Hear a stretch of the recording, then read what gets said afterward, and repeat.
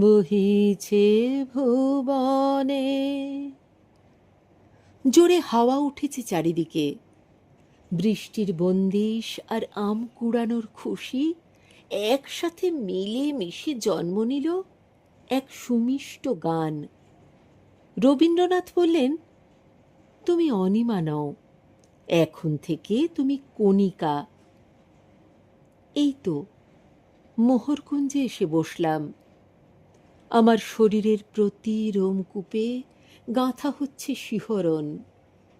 দেবতার অভিষেক হচ্ছে আমার হৃদয়ে। আমার হৃদয় সুখ হয়ে উঠছে মোহরের মায়ায়। গান প্রবেশ করছে আমার শোনিতে। যে রাতে মোর দুয়ারগুলি, আমার প্রবল অসুখের নাম হয় অমল।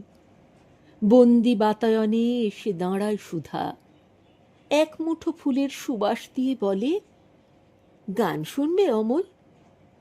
দেখবে তোমার সব অসুখ নিভে যাবে।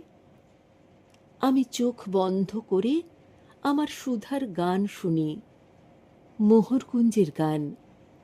সে গানের স্রোতে ভেসে আসে রাজার চিঠি। আমি পৌঁছে যাই পাহাড়, ঝর্ণা আর ফুল ফোটবার দেশে। আমার সব অসুখ ধুয়ে যায়। আমার গভীর রাত্রিতে লক্ষ জ্যোৎস্না নেমে আসে মোহরকুঞ্জে।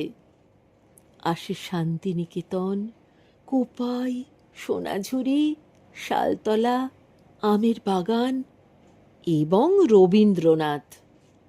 প্রাণের উপর প্রাণ বুনে যায় আলো। মৃদু হেসে সে আলো বলে, গান বয়ে যায় বিষাদ মুছিয়ে। গান রয়ে যায় চেতনায়, অচেতনে। গান বনে যায় রোদ্দুর।